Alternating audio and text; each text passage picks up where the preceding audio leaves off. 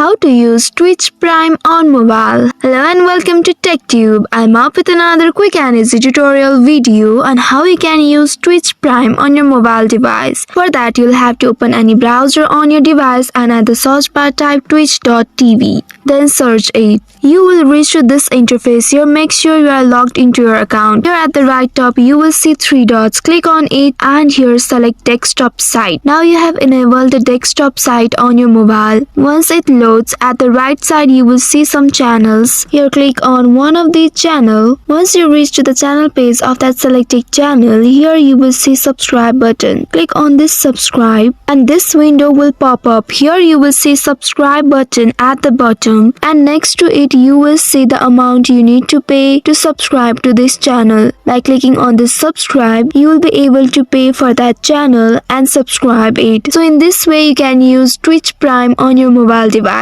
That's all for today's video. Thanks for watching till the end. If you found this video helpful, don't forget to like, share and subscribe the channel. Also hit that bell icon to get notifications on more such helpful tutorials. See you in next video. Stay connected.